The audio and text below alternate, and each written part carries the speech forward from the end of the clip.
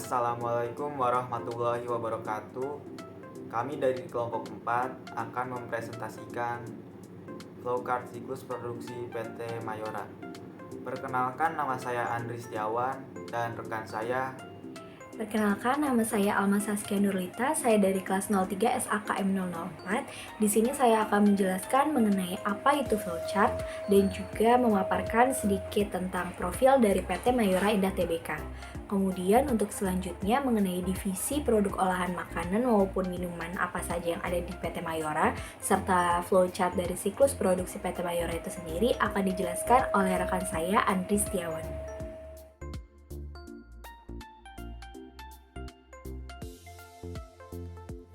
Oke, jadi apa itu flowchart? Menurut Wikipedia, flowchart atau diagram alir adalah sebuah jenis diagram yang mewakili algoritme, alir kerja atau proses yang menampilkan langkah-langkah dalam bentuk simbol-simbol grafis dan urutannya ini dihubungkan dengan panah.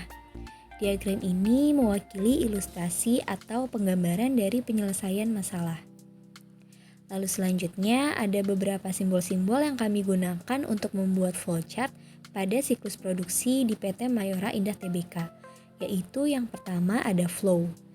Flow ini berbentuk seperti garis panah, di mana flow berfungsi sebagai arah alur dalam konsep atau prosedur. Lalu yang kedua ada terminator. Simbol ini berfungsi sebagai awalan dan juga akhiran dari flowchart. Lalu yang ketiga ada simbol proses. Simbol ini berbentuk seperti persegi panjang, di mana simbol ini menunjukkan sebuah proses yang dijalankan suatu program untuk menuju ke langkah selanjutnya. Lalu yang keempat ada decision atau keputusan. Simbol ini berbentuk seperti belah ketupat, di mana simbol decision digunakan untuk mengambil keputusan terhadap suatu kondisi. Kemudian saya akan menjelaskan sedikit profil dari PT Mayora Indah Tbk. PT Mayora Indah Tbk didirikan pada tanggal 17 Februari 1977 dan kemudian mulai beroperasi secara komersial pada bulan Mei 1978. Untuk kantor pusat PT Mayora Indah Tbk sendiri berlokasi di Gedung Mayora lantai 8 di Jalan Tomang Raya 21-23 Jakarta, Indonesia. Dan untuk pabriknya terletak di Tangerang dan juga di Bekasi. Lalu kegiatan usaha serta jenis produk yang dihasilkan. Sesuai dengan anggaran dasarnya, kegiatan usaha perseroan diantaranya adalah dalam bidang industri. Saat ini PT Mayora Indah Tbk dan entitas anak memproduksi dan secara umum mengklasifikasikan produk yang dihasilkannya dalam dua kategori, yaitu makanan olahan dan juga minuman olahan yang meliputi 6 divisi, yaitu divisi biskuit, divisi kembang gula, divisi wafer, divisi coklat, divisi kopi, dan juga divisi makanan kesehatan. 6 divisi produk olahan makanan dan minuman PT Mayora. 1. Divisi biskuit. Merek dagang dari divisi biskuit meliputi Roma Mari Susu, Roma Mari Susu Gold, Roma Kelapa, Roma Kelapa Krim, Roma Sandwich, Roma Malkis, Roma Malkis Abon, Roma Malkis Coklat, Roma Malkis Krim Keju Manis, Roma Malkis Krim Tiramisu, Roma Malkis Super Keju, Roma Krim Crackers, Royal Choice Better, Sai Olay, Sari Gandum Sandwich, Kopi Joy, dan lain-lain. Yang kedua ada divisi kembang gula. Merek dagang dari divisi kembang gula meliputi Kopiko, Kopiko Cappuccino, Kiss Chewy, Tamarin, dan lain-lain. Yang ketiga ada divisi wafer.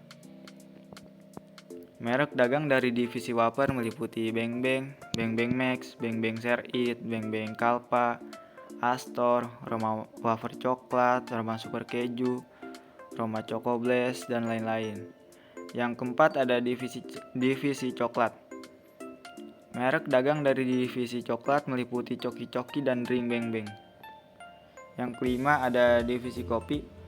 Merek dagang dari divisi kopi meliputi Torabika Duo Susu Full Cream, Torabika 3 in 1, Torabika Mocha, Torabika cappuccino, Torabika jahe susu, Torabika creamy latte, Torabika double up, Kopiko brown coffee, Toracafe Vulcano Chocomelt, Toracafe Caramel Love, dan lain-lain. Nah, yang terakhir ini ada divisi makanan kesehatan.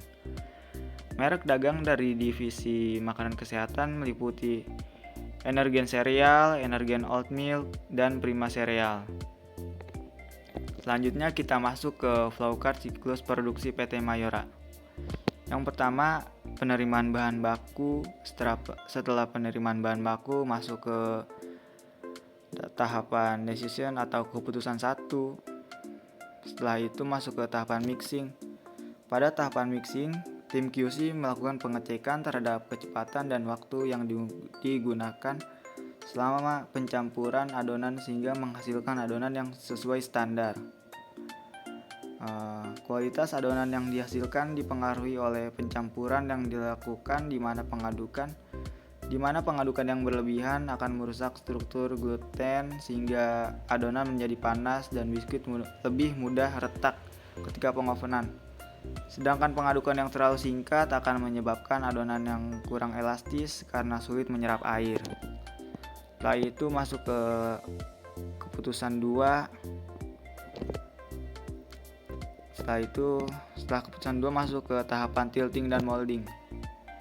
Tahapan tilting dan molding di mana adonan yang sudah tercampur dengan homogen dicetak dengan menggunakan rotary molder yang cetakannya berbentuk bulat dengan tulisan Roma.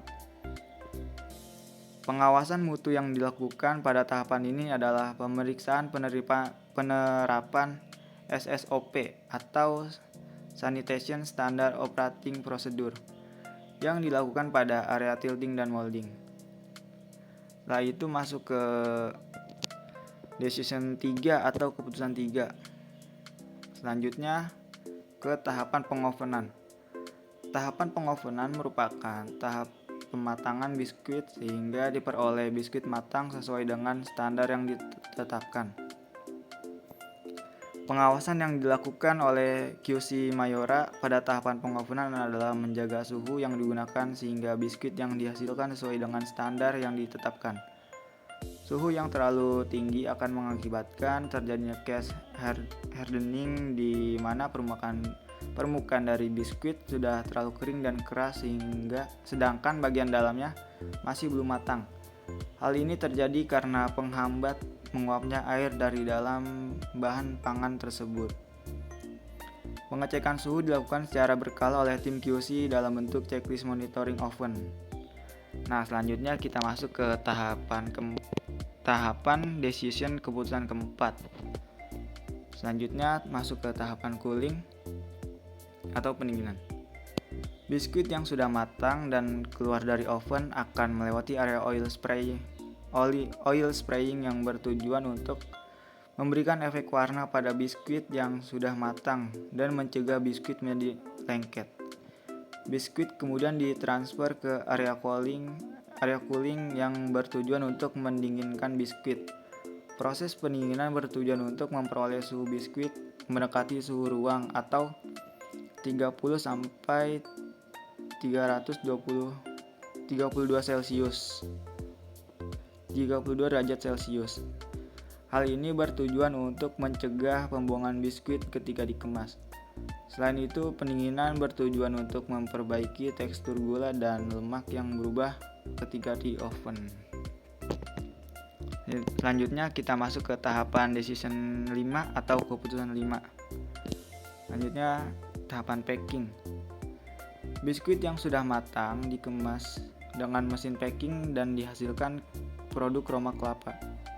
Pengemasan produk bertujuan untuk melindungi produk hingga ke tangan konsumen. Karakteristik dari produk yang dikemas sangat berpengaruh terhadap metode penyimpanan dan shelf life dari produk. Suatu kemasan berfungsi untuk memberikan perlindungan terhadap kerusakan fisik, oksigen, air, sinar, dan kotoran. Kemasan harus berfungsi secara efisien dan ekonomis, memberi keterangan yang jelas sebagai pengenalan produk dan meningkatkan daya tarik penjual. Pengemasan produk Roma kelapa terdiri dari kemasan primer, yaitu ada polietilin, sekunder berupa plastik bag, dan kemasan tersier berupa karton. Nah, yang terakhir kita masuk ke tahapan finishing, di mana setelah dikemas, dilakukan pemeriksaan kualitas produk Roma Kelapa, meliputi kadar air dan kebocoran kemasan. Pada awal ship, start mesin awal, dan setelah perbaikan mesin packing, dilakukan pengujian carbonize, meliputi breaking strength, kemasan, kualitas seal, dan label yang tertera pada kemasan. Pengambilan sampel finished good dilakukan sebanyak 3 kali dalam satu ship setiap mesinnya secara acak dengan tujuan sampel yang diambil dapat mewakili seluruh data yang ada. Sekian dari kami, kurang lebihnya mohon maaf. Wassalamualaikum warahmatullahi wabarakatuh.